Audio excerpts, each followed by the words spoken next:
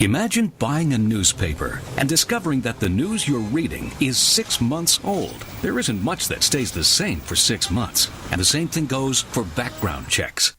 In a time when so much outdated information is being passed around, it's good to know that People G2 offers something different. At People G2, we provide today's intelligence, not yesterday's news. Our value-added approach offers you a fully FCRA-compliant solution that includes up-to-the-minute information. By combining industry-leading technology with old-school human investigation, People G2 is able to give you information that is accurate right now, delivered quickly through our online system, or integrated with your HR system. So ask yourself, are you comfortable working with old news, or are you ready for a different kind of background check company? Visit peopleg2.com or call 800-630-2880. That's 800-630-2880 or peopleg2.com. It's time for the Talent Talk Radio Show, brought to you by People G2, a nationwide leader in background checks and employment screening solutions.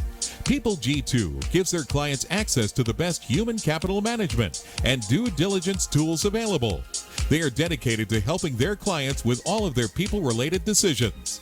To learn more, go to www.peopleg2.com. Talent Talk centers on the topics of talent recruitment and management, leadership development, company culture, and employee engagement. These are all timely topics for CEOs, entrepreneurs, HR professionals, and business leaders. We hope that as you tune in to listen each week, whether to the live broadcast or to the podcast on iTunes or iHeartRadio, that you hear something you can take away that will help you grow and impact your career in a positive way. And now, here's the host of the Talent Talk Radio Show, the founder and CEO of People G2, Chris Dyer.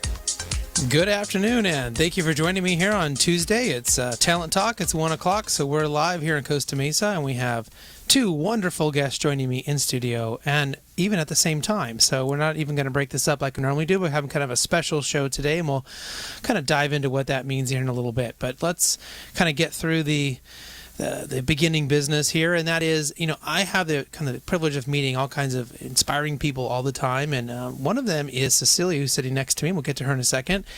And so as I get to meet these people, I usually like to ask them a lot of, annoying questions about why they're successful and why they do the cool things that they do, and try to learn from them. And so this show is really the kind of next generation of my annoying questions. Is let's have this on air. Let me ask them these things and see if, and really see if we can take this to another level. Maybe we can share what we know to those people around us. And we think everyone who's sort of coming in and listening and being a part of this show, we have kind of averaging about 10,000 people are downloading one of the podcasts every single day. And so really, really appreciate all the great support that everyone's doing. So don't forget, you can go to iTunes, you can go to iHeartRadio, you can find us there. You can tune in live on the TuneIn network.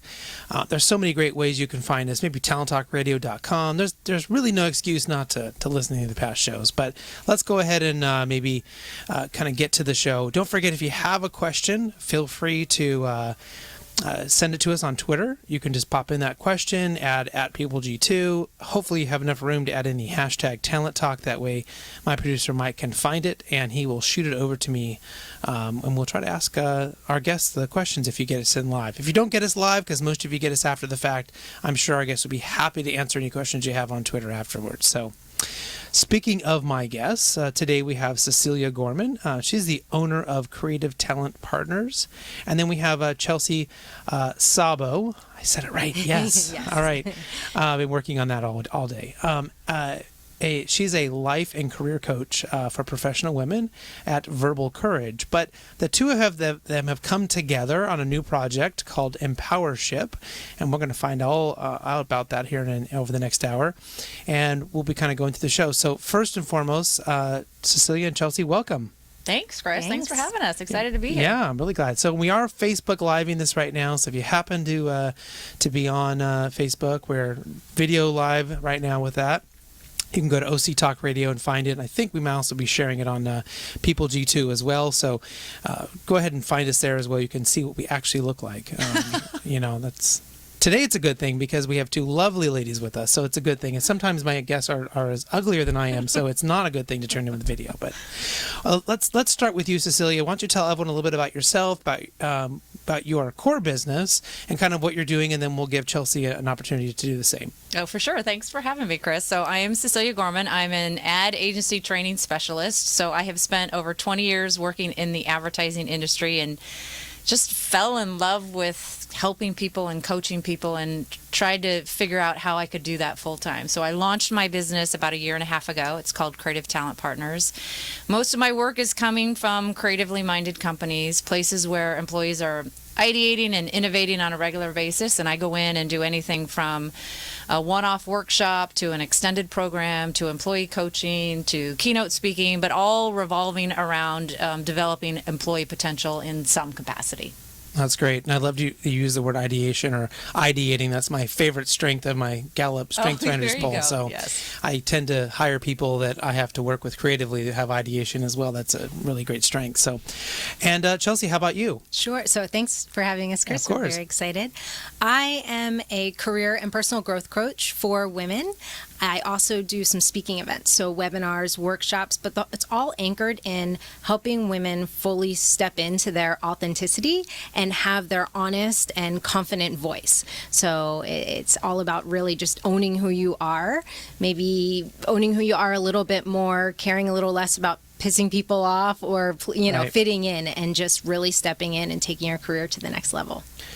Well, that's great. So I know, Chelsea, last year you authored a survey which asked some women, what does it take for you to thrive at work? And we'll get into some of the specifics of the survey in a second, but what was the general response to the survey? Were there some sort of general takeaways?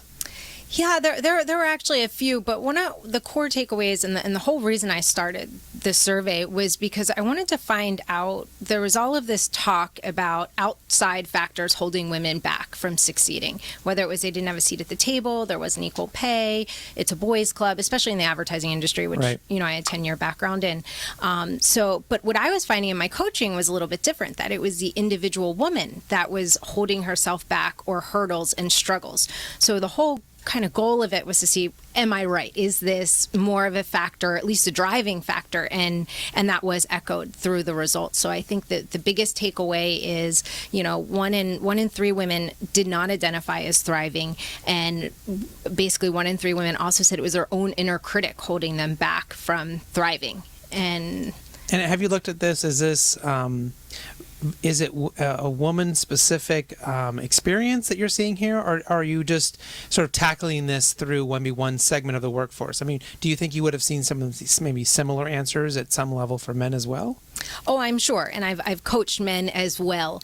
I've been coaching for about 5 years, and it just so happened the target audience that keeps showing up for me is women, and that's what I'm following, and that's what I'm passionate about. But hands down, I've absolutely think men struggle with it. I just haven't done the research to know if it's identical. Right. Mm-hmm. And I'm sure there's different. I'm just wondering, there was obviously some similarities there as well. Absolutely. I mean, these are not uniquely only a problem that women may deal with. So the results identified 5 areas that women say there are hurdles for them and kind of having a thriving career. So can you talk about what those 5 areas were? So the 5 areas that we identified are not really hurdles. They're the formula for thriving. Okay. So they're the 5 components that we've found that when people either described women who are thriving or described times when themselves they were thriving, the themes that kept coming up. And the first one is authenticity. So this idea of really believing in who you are and showing up that way and not being afraid of how others are going to perceive you. Mm-hmm. So having a role that you feel like you can do that. The other one was the sense of community, where there's mentorship and support and camaraderie, and everybody's working towards the same goal and supporting one another. The other one was this idea of there's an even exchange for the work you're doing in your salary and the perks, and your company's taking care of you. Right. One of the leading ones that just kept coming up over and over was appreciation, and the idea that not only your boss but the people you work with really make you feel like what you're doing means something and you're appreciated and they say thank you and such. And then the last piece is that you're finding meaning in the work you do every day. So Right. those were the core pieces that when somebody has those in their lives and more specifically in their profession, they have reached that level or identify as thriving. And so, Cecilia, since you kind of came into this joint venture with her, I'm imagining you had some reactions or some connection then to what you were seeing from the results from the survey. Oh, absolutely. I think what the survey did is it just validated things that we know to be true, but whether or not we pay attention to them to the level of I'm going to do something about it. Right. So to have a resounding number of women say, here's where I struggle, and if I wasn't going to struggle and I really start to describe someone who's thriving, this is what it looks like. This is what it shows up as. So it was really just a validation of that, and then it led us to the question of, okay, what now? Like, Right. we've got this information. People have told us now what do we do about it? And were there any surprises for either of you on the survey? Think maybe any of the 5 or any other data points that came up that you thought, oh, I didn't see that one coming. I think for me, one of the biggest pieces was just the desire and need for mentorship and the feeling that it doesn't necessarily exist right now, especially among women. Of our survey respondents that said they were not thriving, 80% of them said that the women at their company don't, in executive positions, don't mentor those below them. And that, for me, that was a shocker. I just, I had heard it wasn't there, but to have an 80% number on that is pretty significant. Yeah, that seems surprising. I guess we sort of make assumptions about the amount of mentorship in a company and that where it might be coming from. So, but right, it does seem to be happening a lot less than we expect. And it may be a surprise that maybe other women aren't helping other women or in those roles from a mentorship standpoint. Yeah, and even more so that we found a direct link between individuals who did have mentors and the number of women that were thriving. So Right. it drastically increases your chances of thriving when you do have a mentor in your life. And that's not specific to male or female, but Right. And you have 2 ideas there. So you have the perception that they're thriving, right? So they believe they're thriving whether they are or not. I mean, that is an important factor. The person feels like they're doing well. Absolutely. And then, of course, if you can show that they really are thriving, they believe it and they really are doing it. And if that's coming from that mentorship from other women for your particular segment that you guys are going after, that's great. Yeah. So, Cecilia, you're kind of brought in this joint project and you're working, and now it's called Empowership.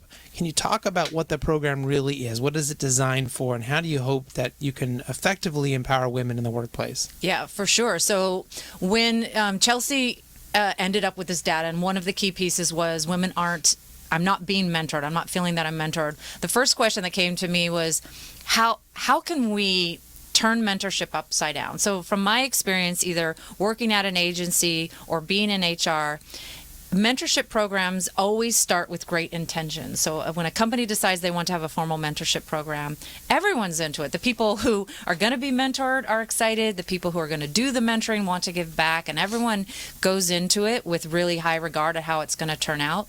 But it's extremely difficult to sustain. So you partner people up, they have their first meeting, and then people get busy and schedules get full.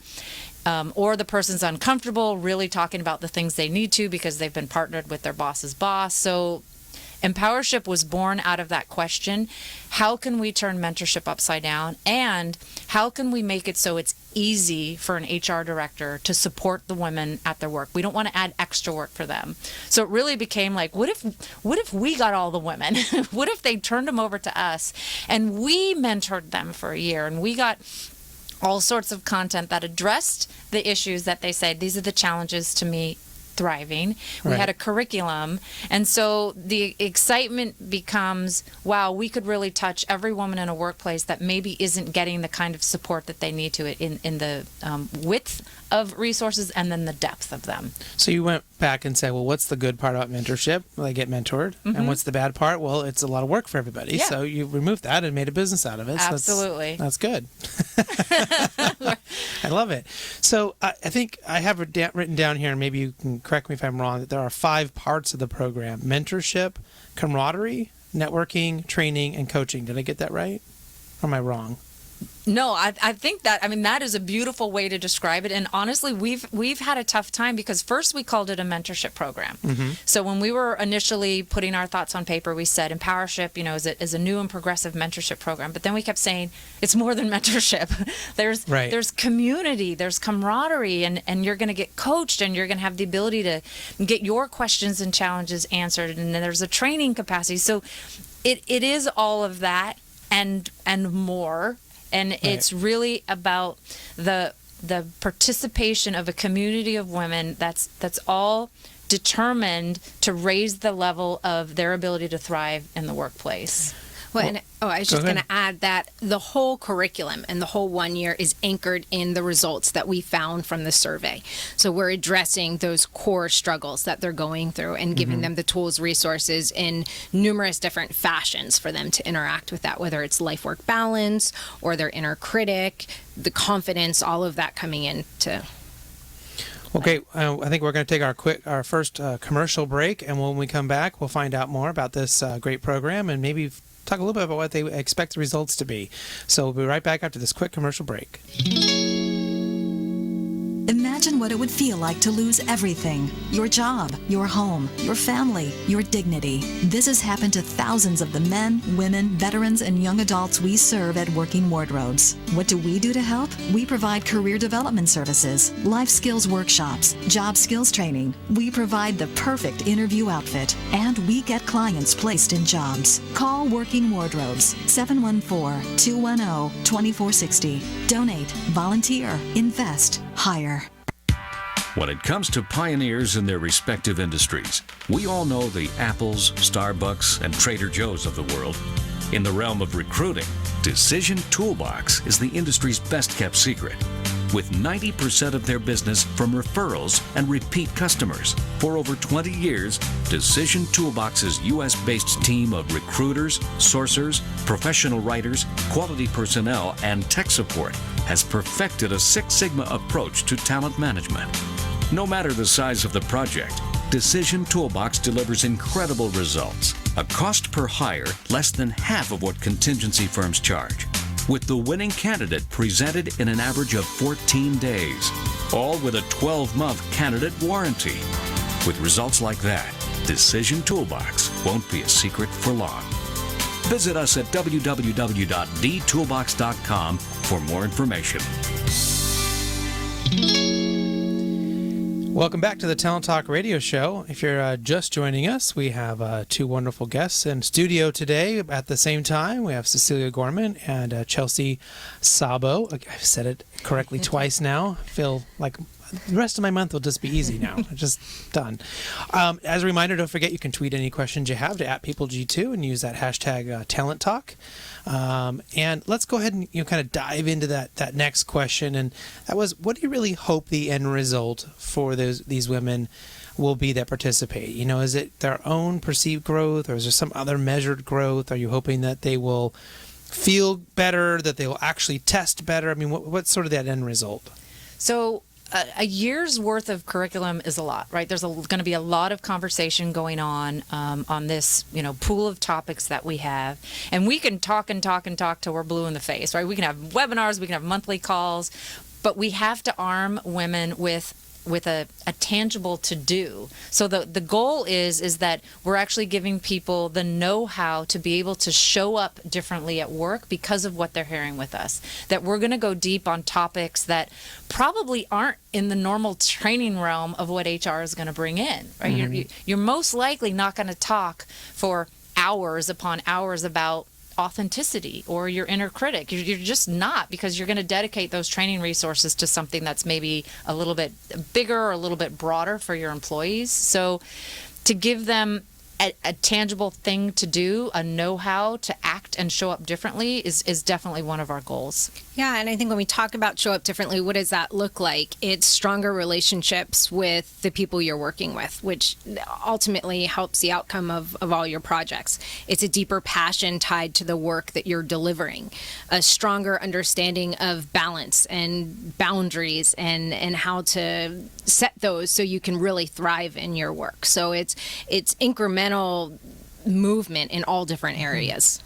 And is there some level of because this is being kind of pulled out of the company and being done in your space, does that become a safer space for women? Does that become a place where they can go deeper into something they want to go deeper into, or talk about something they want to talk about that maybe they wouldn't be as comfortable in the traditional work setting? Absolutely. And one of the adjectives we use is just we're objective, right? We can be that voice.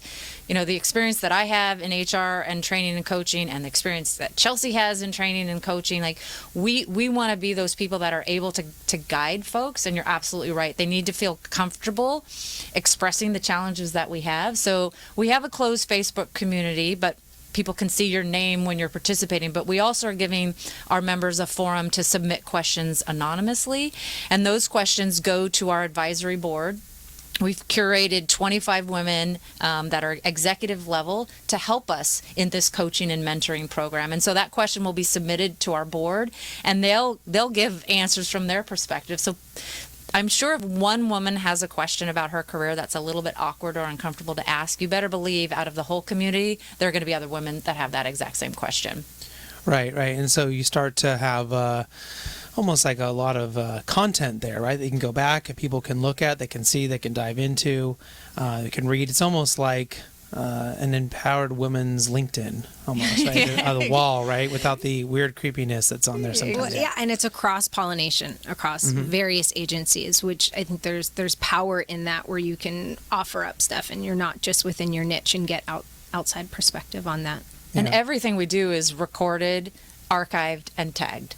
So we talk out. There's a lot of conversations going on. There's going to be webinars, there's calls, there's pop-up videos. No one can consume all of that during the workday, and we know that. So to be able to go onto our digital library and search a topic that you're struggling with right then, like maybe you just found out you were pregnant and, oh my God, how do I become a working mother? You can go into our digital library, you can search by a tag, and every conversation that we've had around that subject will come up. Well, that sounds great. Maybe you can have like a Wine Wednesday for women. I can host it if you need. No? Okay, very good. Well, and pop-up events are going. We're serious. We will bring wine into this at some point, but pop-up events is part of our plan as well. We'll support people live. Oh, that'd be great. Yeah, with experts in various fields that really kind of embrace that wholeness of life. Right. And there's so much content out there that if you have a program where people can go, right, they can find that content and then bring in those people. That's a lot of times they just need that. I don't know if push is the right word, but they just need that place to go to have, to make that. And if you feel safe and you feel good, then you start to do it more and it becomes a habit. Yeah. Well, and I think if you have a struggle at work and you lift your head up and look around like, who's going to help me with this? Who's going to help me with this? And you don't really readily see anyone, right? You may just never ask your question. You may be quietly struggling. So this is a place that you can go to and know that you have this deep community of support, women who have gone through similar things that can be there to help direct your career. Right. Well, I know there was a kind of recent thing that happened in New York. They passed a law banning the ability for employers to ask about prior salary history. And that sort of the idea here is they were trying to level the playing field and stop discrimination based on factors such as gender and other things. So maybe for women that feel empowered in their daily work life, for their life as a whole, do you think that this type of movement, if this catches on, I mean, New York and California tends to sort of lead the way with the rest of the country. Does this change anything as far as how we view things in the workplace? Is that a positive step? Do you think it's irrelevant? What are your thoughts? I think it's quite positive, and one of the reasons I say that is because when we talk about with my clients the pay gap, and I had one client in particular where somebody reporting into her was making about $20K more, and the idea was, whenever she goes to apply for a job, she's starting at this level. And women tend to have a lower base, whether it was they didn't negotiate right out the door or they took some time out to have their kids. So their numbers tend to be lower. And even our survey found that money is not a top priority. So when people are going into negotiation, money is not the first thing that they're negotiating for as a woman. So what happens is when you apply for a job and you're starting with that base level, it can sometimes skew where you're going to end up. So the idea that doesn't exist, I think is fabulous.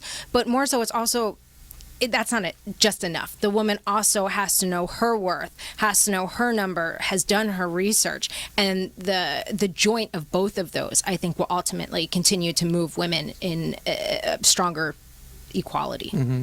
Do you think there needs to be like some crazy, almost thinking like an algorithm or something that would somehow solve this problem, right? It'd be like the number of years, it might be your education, it might be your whatever, something that could somehow figure out, are you being paid equally? Because you brought up some interesting points. If you took off some time from your career to go have kids and you were out for 4 years, how does that impact that number, right? And what's fair and what's not?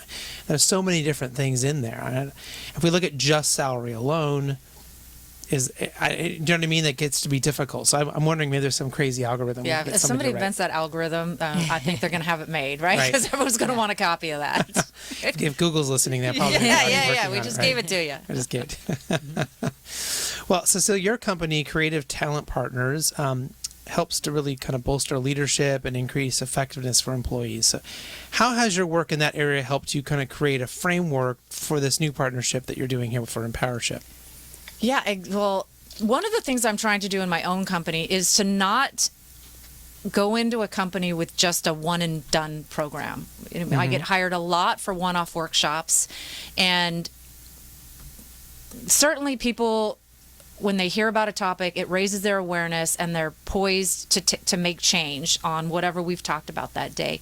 What I am starting to do is to make any workshop I do part of an extended program. So there's length and longevity to the learning. So people have a chance to hear what they need to hear, go back to their desk, apply it for a while, and then come back again and get another lesson, so that there's a 3-month program or a 6-month program, so that they can feel supported on that particular arena for a longer period of time. So that was one of the lessons that I'm learning in my own business that we applied to Empowership, which was, how can we give women support for an entire year? Like, what does that look like? Right. Sure, we could have just done 4 webinars, 1 a month for 4 months, and talked about the things we needed to talk about. Right. But this was like, you almost need a year for the things to actually happen to you. Maybe you get promoted in a year. Maybe you have a second child in a year. But there's a longer term to where these challenges are going to show up in your career. It's almost like telling the kids who are going to go to Disneyland and they get really excited and you get in the car and then somehow you run out of gas on Catella Avenue and you don't actually get to Disneyland, right? And you keep promising them, we're going to go.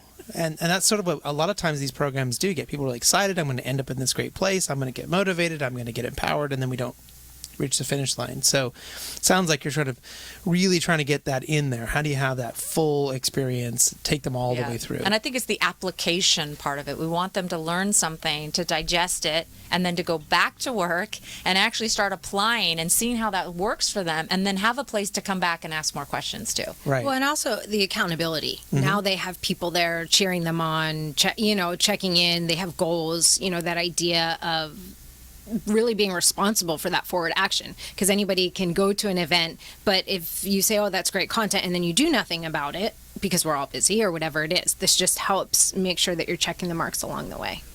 Yeah, I mean, nothing's worse than going to a conference and then get you in a frenzy and you get all worked up. Yes, I'm going to do this thing. And you go back to work and you go, but I don't know how to do this thing. Yeah. Which goes back to the how-tos. Right. And you need all those how-tos. You need all those things kind of really, really in there. Now, since Cecilia's in my book club in Orange County, I should say our book club. It's not my book club. It's our book club.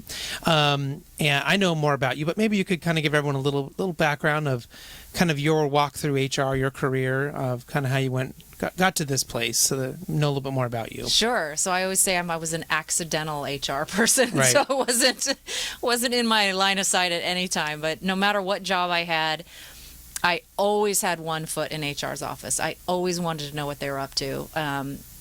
Deep and passionate interest in coaching people and helping people. So even from my days when I started out as a print producer, mid-level manager, I wanted to know what HR was up to. So fast forward that, I started to more formally get involved with some training and development when I moved from Y&R to Oakley. I was at Oakley for a while, and they had a 10-person deep training and development team. Mm-hmm. So they became my fast friends. And what are you guys working on? What can I help you with? What can I run? Where can I speak? And I was just so intrigued by it. I just never thought that I could actually work in HR. And then the last agency I worked at, which was In Ocean here in Huntington Beach, I had the opportunity to take a full-time training and development job. So it was going to be my responsibility 40 hours a week to train people. I was so ecstatic. And right when I took the job, the HR manager retired. So I ended up having more HR responsibilities on my plate. And it gave me a deep respect for anyone in HR immediately. Right. It's an incredibly tough job. But I got to do really deep what I love to do, which was to help employees try to get to a better place. It's just when you're in HR, it's tough. It's a tough thing to do. So that was my experience. And so I joined HR Book Club when I was officially in HR, and then I love reading so much. And you, of course, I've never left. I just love it. It's a great group. Yeah, it's a fun group. And you brought up an interesting point about, kind of helping people become better inside of companies. And it still feels like that is a foreign concept, that our number one focus is for us to make more money, to increase our sales, to increase our profits. And those are all very important, necessary things for a company to exist, and yet it is the development of our people that ultimately helps those goals in such a grander way. And yet I see people just ignore their people. They'll just let great knowledge and understanding go out the door to bring in the next person that they think is going to solve their problem or whatever it may be.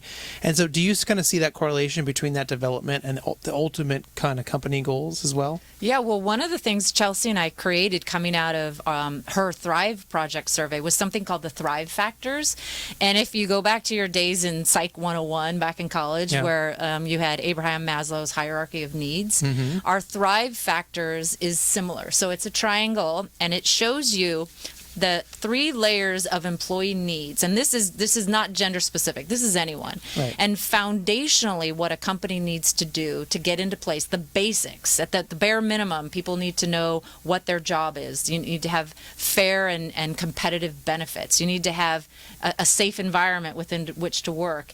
And identifying those things where people can actually thrive, and what the company needs to do to take care of their employees to be able to do so. And as you move up the triangle, you're getting into more shared responsibilities, things like creativity and balance, and ultimately you're going to get up to thriving, which is it becomes the employee's 100% responsibility, balance, meaning, purpose. Right. And I think you're right. There aren't enough companies doing that. And from our survey, there was 32% of women who took it said that their company does not retain their greatest talent. And that's an expensive problem for companies. And I think the more you help your employees hit every one of those levels of the pyramid, you're going to see a lot higher retention rates. And of our non-thrivers, the 1 in 3 out of everybody that took it, 63% of them, of the non-thrivers, are looking for a different job. That's a lot of people. And so the more we focus on the talent. Yeah, I mean, the more you do on the talent, the better you can be. I think otherwise people just sort of focus on you mentioned Psych 101, maybe just the Pavlov, experience of just giving them pizza or a ping pong table or something and then expecting everything to be okay, right? Just do the short-term stuff instead of the deeper, long-term, kind of really effective things. It sounds like you guys have a really great program to at least identify a particular segment of the workforce, which is really important, and one that I'm not sure the whole lot of companies have gotten right yet, or has really become, the golden child of women's empowerment, or, what I mean, really doing it, because some of the biggest and best companies are in tech, and then they struggle with diversity. They struggle with their numbers for whatever reason you want to give them. Well, and we didn't want to make it just a checkbox, and there's especially in the advertising industry, there's a huge spotlight on diversity initiatives, but we don't want it to be, okay, check, our agency did a diversity workshop today. Right? We don't want to make it an easy one-off thing for them. So that's where we're trying to come from. Let's make this a real investment in talent that feels like you're really doing something to move the needle. Yeah, absolutely. Well, and Chelsea, what about you? What's sort of your deeper background? We went into Cecilia's here. How about you? Yeah, so I had about 10 years in advertising, marketing, sales. The last 5 of those were spent at the Walt Disney Company. And during that time, I've just always had this deep passion for helping others and working with others. And I did a lot of volunteering. I was served on several boards, and it wasn't enough of an outreach. I wanted that one-on-one. So during my time at Disney, I got certified as a career and life coach. and spent about a year in that program. And then for the last 5 or 6 years have really anchored and just followed where the breadcrumbs led, and it came to the creation of Verbal Courage. And that's where I'm loving it and enjoying that one-on-one with women, but then also in the group setting with workshops and helping women find their voice, find their authenticity. And I got to do the same during that journey, which was a good growth and lessons, and I'm bringing all of them into the work that I do.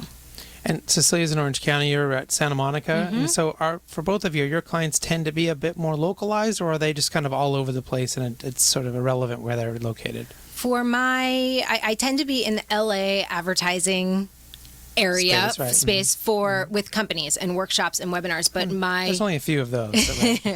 but my one-on-one clients are across the globe. Okay. Yeah, we have the good fortune that agencies and companies that are investing in their talent can go anywhere. So we're a plane ride away, but obviously there's a huge market just here in Orange County and LA to keep us busy. So it is a little bit of both. Yeah. Well, and with this new venture, it sounds like things are going well, and that may continue to grow. And we talked about a few good ideas. Maybe you can expand on that, and that could be a great thing that you're doing. Well, I think it might be time to take our last commercial break, and we'll get to the last few questions here, the nitty-gritty, the good stuff. So we'll be right back with Cecilia and Chelsea after this quick commercial break. Imagine buying a newspaper and discovering that the news you're reading is 6 months old. There isn't much that stays the same for 6 months, and the same thing goes for background checks. In a time when so much outdated information is being passed around, it's good to know that People G2 offers something different. At People G2, we provide today's intelligence, not yesterday's news. Our value-added approach offers you a fully FCRA-compliant solution that includes up-to-the-minute information. By combining industry-leading technology with old-school human investigation, People G2 is able to give you information that is accurate right now, delivered quickly through our online system, or integrated with your HR system.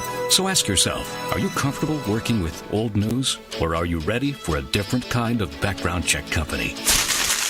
Visit peopleg2.com or call 800-630-2880. That's 800-630-2880 or peopleg2.com.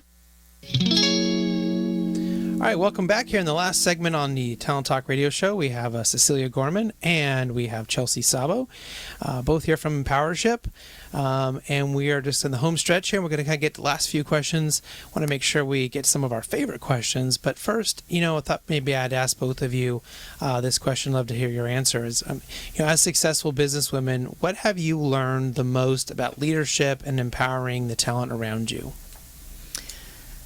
For me, I think what was most eye-opening when I became a manager was realizing that it wasn't just about what was written in the job description, that there was this underlying sense of realizing I had a responsibility for other people's lives, right? And it sounds so big and huge, but that someone else's career was in my hands there for a little while. And that's a pretty huge responsibility. And I think the more that people realize that being a manager is just so much more than what you think it's going to be, and that the sooner you realize you've actually gotten 2 jobs when you've gotten that promotion, that one of them gets you a title and gets you more pay, but the other one is you've got this responsibility to help lead and motivate and inspire other people, so it's like a legacy you're leaving almost. Yeah, you're in charge of their trajectory.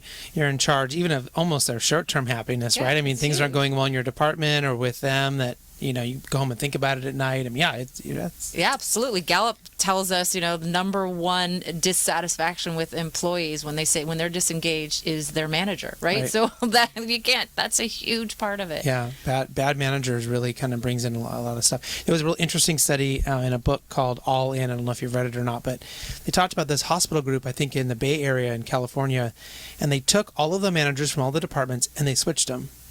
And so there was departments that were low performing and there were departments that were high performing. What they found is when they switched the managers, the low performing group, that manager, when they moved to the high performing group, that group became low performing.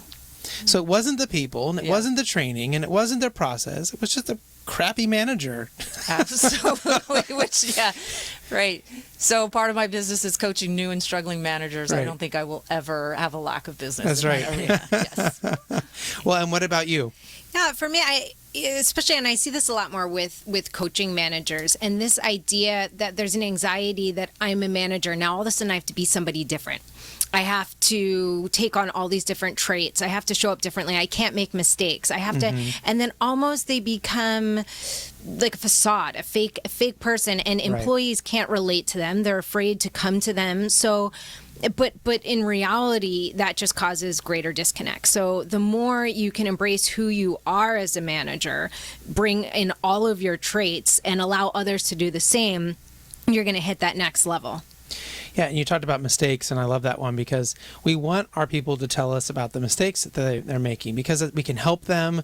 We can, find adjustments and fine-tune things. It's a great chance to mentor them, right? Yeah. And yet, as leaders, if we're not admitting our mistakes first, because that's one of the ones that is, in my opinion, will always be a top-down thing. If the top is not admitting what they've done wrong, the bottom will never feel safe enough to do that. And it's so important, right? It's so important that we go out there. In my company, we have a room. It's called Oops, I Did It Again. And so anyone goes in there and they admit their mistakes. Mm-hmm. I did this stupid thing today. And sometimes it's just silly stuff. It's not a big deal. And sometimes it's like, I said this stupid thing to a client today. And then, Chris had to correct me, whatever the thing was. And then we learn from it. And so, but people have to do that. And I'm glad you guys are mentoring people to do that and to helping crappy managers. I probably should. Well, we're going to steal your idea now, though, too. Do it. And I learned all my good stuff I learned from somebody else. So it's not original. It's not fantastic. mine. It's not mine. But, so we kind of maybe get back to the survey here for a second. Based on those survey results, what have you seen or what do you feel is, do you think the tide is changing at all? When it comes to talented women becoming recognized within the organization, and they just need maybe a bit more help to get where we expect them to be or where they expect them to be, or is there something else going on there? Let's see if I answer this accordingly. But so basically, I believe there's external changes that are absolutely awareness. People are talking. I think the kind of old school boys club is no longer going to be acceptable in some terms, just because people are talking about it and there's internal changes, or at least I'd say awareness. So that's great. And all of those doors are opening, but I think programs like ours, and there's so much self-help stuff out there, it's really also the woman empowering her and her self-worth and her belief, and the more she believes she's great, she's going to be able to show up great. So once again, it's both factors working together at the same time. Mm-hmm. But I think now is such an awesome opportunity to do all that, and there's more opportunity for that than there might have been 10 years ago, 15 years ago, for sure. So right. The tide's changing in those terms, but it's still everybody's responsibility. Oh, and I just think generationally things are changing. Yeah. So the way people were appreciated and recognized and maybe ultimately promoted was so different 5 or 10 years ago than it's going to be in 5 to 10 years, because millennials have different needs. Their need to be recognized, their need to be invested in, and to know that somebody is training and developing. They have a shorter tolerance than we did, right? They won't stand for that if they aren't getting the tools that they need in a job. They'll jump. So the idea being that you proactively invest in people at a level that works for them and allows them to find deeper purpose and meaning in their jobs, right? That it has to change. Right. Yeah, it does feel like there's some level of, you said, awareness or sort of change within society. I mean, this may be a stupid example, but I think about chefs. So most people, if you have a very traditional or very old, antiquated thought process about, who does the cooking at home, right? It'd be the mom. And yet we have these celebrity chefs, which are all male. Like that to me, was like, what? Yeah. Wouldn't they be all female? But yet over time, I would say in the last 10 years, especially, there are so many celebrity female chefs that's suddenly now become more of a thing. There's not equality, but it's certainly the parity's gotten much better. And so that starts to change. And yet then you have this other idea where no one seems to be talking about this, that 75% of all teachers are female. And are we okay with that? Is that something that should be addressed? Like should that inequality for men or sort of overwhelmingly, is that too much of a considered a woman's profession? And so how do does that need to change, or do we get to some level where we say, well, there are certain jobs where that's just natural and that's fine? What do you think? So nurses, teachers, right? There's these jobs, right? That and even HR. I feel like a lot of times. Do you think that you're absolutely right? Right. So we're perpetuating our own bias by just the way that it is. So recognizing it being that way, but also giving it's all about what are we teaching and showing the next generation. So the next generation of people that are going to fill all those jobs, what is their perspective on being a teacher, or what's their perspective on being a chef, or being a nurse? So I think that we can talk about it in the workplace, but you really need to be moving a generation or two down and giving kids exposure to what's out there for them. And the less it becomes about gender driven, the better. Yeah, Right. and I think it's really, what are your gifts? What are you interested about? And I think those conversations are happening down at the lower, younger generations. But the idea that if you do like caretaking and you're a male and you want to go into nursing, great. Right. And it's not a gender role. It's more of a, hey, what are you good at? What do you want to do? Yeah, I mean, maybe the ideal, I guess that's why my question was, is there an ideal? Is there ideal that there isn't a gender-specific job, that we don't think of it that way?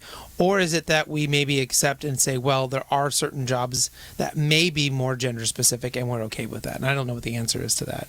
I mean, I don't see us trying to get a lot of women into construction jobs, right? So is that a problem or is that not a problem? You know what I mean? I agree, and I'm dumbfounded because I don't know what to say. So I think it's both of those things are Right. true. It's just part of the. I'm trying to throw that as part of the discussion. Yeah. I didn't mean to dumbfound you. I also think it's, if there's women that are trying to become construction workers and they're not allowed to be, I think that's a Right. different issue. If Right. there's not that many women applying for that because of the whatever physical labor, whatever it is, Right. That's fine. Or if, a lot of women tend to have that soft, nurturing touch. And if they're going into fields that are a little bit different, that call that and require that, Right. Right. Well, I know we talked about the book club a couple of times, and so I want to make sure we ask my favorite question, which is, hopefully you each have separate answers, but is there a book that you're reading right now that you might share with us? I just finished The Year of Yes, which Okay. I loved. So that's Shonda Rhimes. She's the executive producer of my favorite show, Grey's Anatomy. And She has a few shows, so I wasn't sure which one you were going to mention. Yeah. and How to Get Away with Murder. Yes. She did Private Practice. Absolutely. So She did all she's on those. fire. And she's an introvert. She also did The Princess Diaries too, I believe. I think so. Okay. And first of all, she's an amazing writer. So you're like laughing out loud with her. You're cringing. You're crying. So she was so introverted that she actually kind of closed up and sheltered her life to a point where someone called her on it. Her sister called her on it. She's like, you don't say yes to anything. Right. And that question alone kind of shook her to her core. So she decided she was going to have a year of saying yes. And it's an excellent book. I would highly recommend it to anyone. Good. And have you gotten into this month's book club section yet? I have a feeling I got she 7 hasn't. days. I got You have 7 days. 7 days to read Musicophilia. I got it. Okay. All right. How about you?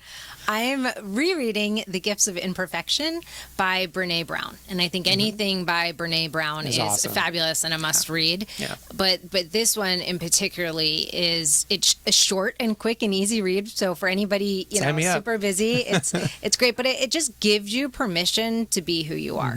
And some really unique tools and concepts and rethinking things that we've been talking about, whether it's calmness, stillness, balance, or embracing your creativity and just playing. All of these things that we've talked about, but how do you really own it and make it your own, and then allowing you to be yourself and okay Right. with that. And how does that maybe compare to, I think probably most people, if they know Brene Brown, they read Daring Greatly. So is it very different sort of in its structure or maybe what it's talking about? Yeah, so I would say it's different in its structure. It's quick, short chapters, so it's probably 1/3 the size of Daring Greatly, and it obviously a lot of her work overlaps and touches on one of the, whether it's vulnerability and all of this. But I think it's just the method itself, the concept, and overall living to your highest potential in an authentic way is there. But I guess for me, this was the chapters that were topic driven.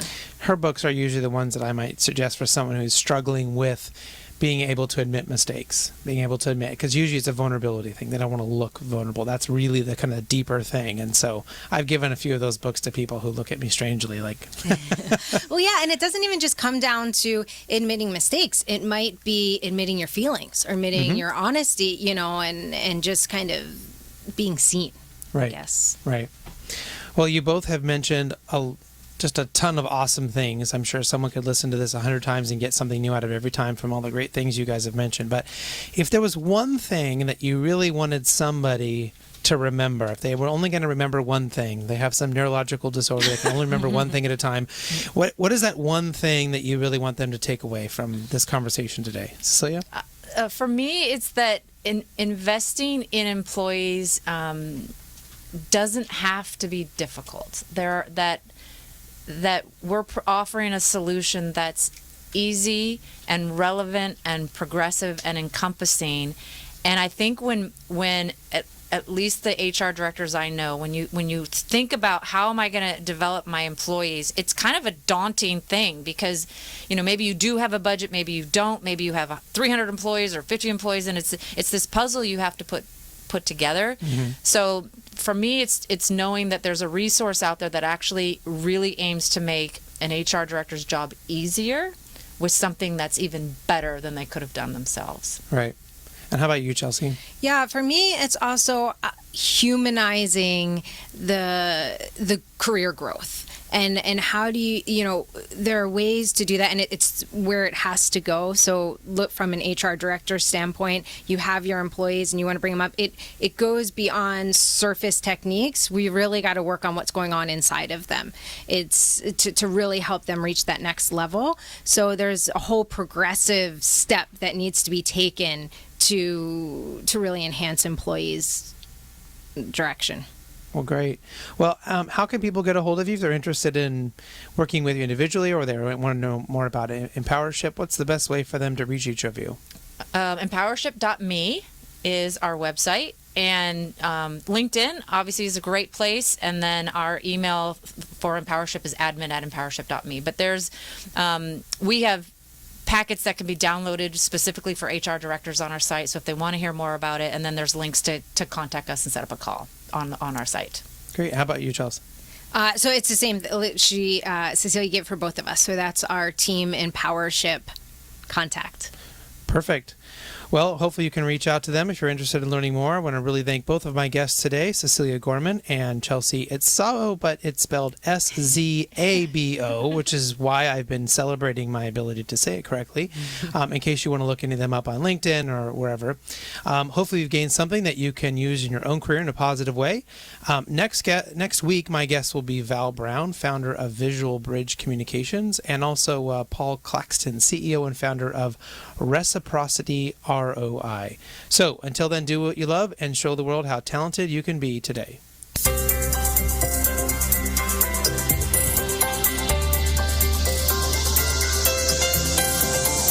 You've been listening to Talent Talk Radio, brought to you by People G2.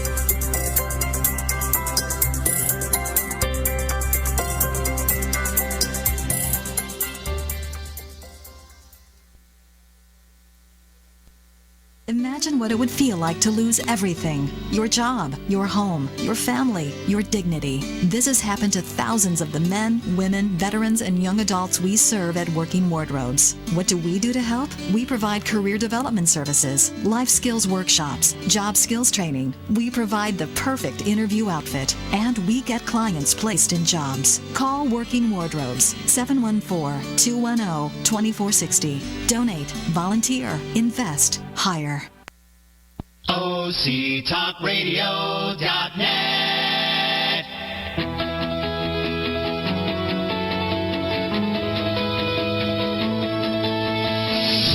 Welcome, everybody. It's time for a special edition here, a special show, which we call OC Spotlight, where we take a look at some of the topics in the news today and some of the people making news as well.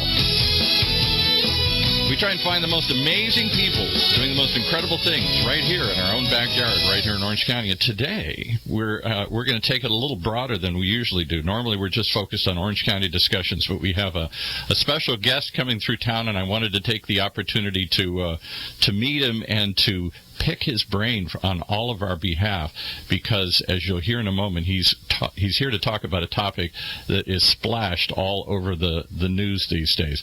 So welcome, if you would, Kareem Balchi. Did I say that even close to correct here? No, it's quite good. Kareem is, or Karim, as I think he says, is an expert in Middle East politics, a columnist from Today's Zaman. Is that how you pronounce it? And yes, that indeed. Today's Zaman is what, a newspaper? It's a daily newspaper in Turkey published in English. And you're also the chief of the Turkish Review, which I take is a foreign policy publication? It's a foreign policy publication, a bi-monthly. Okay. So it's sort of like Foreign Policy or Foreign Affairs or one of those publications Yes. here. All right. Well, what in the world brings you to our spot of the world? What brings you all the way across continents here to Orange County? Let me tell first what brings me out of Turkey. Right. I am blacklisted by the Turkish government. Oh, wow. Is that why there are helicopters flying around outside looking for you here? I hope not. Well, the Turkish government is unfortunately consolidating power in the hands of one man, the president of the country, Mr. Recep Tayyip Erdogan. Right. And they don't like the opposition media, and I happen to be one of the opposition journalists in the country.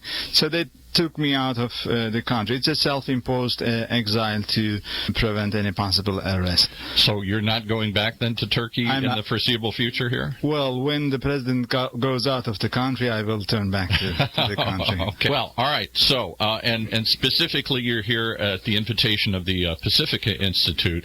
Give us a quick overview of what the Pacifica Institute. I looked it up in the internet, and I confess I had never heard of it before, and shame on me, because it's quite a large organization with a lot of branches, one of which happens to be here in Orange County. What do they do? In fact, Pacifica Institute operates in the west coast cities of the United States. It's an organization basically of the Turkish diaspora living in the United States, trying to help the Turkish community to better integrate into the greater American society and help the American society to understand the dynamics of Middle Eastern politics and culture. And is there a large Turkish diaspora, as we say, is a group of people who would probably prefer to live in their home country, but for various reasons have left and have formed communities elsewhere? Is there a large Turkish community here in America, and specifically Orange County? Well, in fact, quantitatively speaking, the numbers are not huge, but qualitatively speaking, I can assuredly say the Western Coast is a beautiful place for Turkish engineers, working in Silicon Valley and similar engineering compounds. And universities in the West Coast do host many Turkish academics, mainly on Turkey, Islam, Middle East, Central Asia, and so on. They are able to set the tone of the discussion in this part of the world. If there is a Turkish center in Orange or in America here today, where do most Turks live? For example,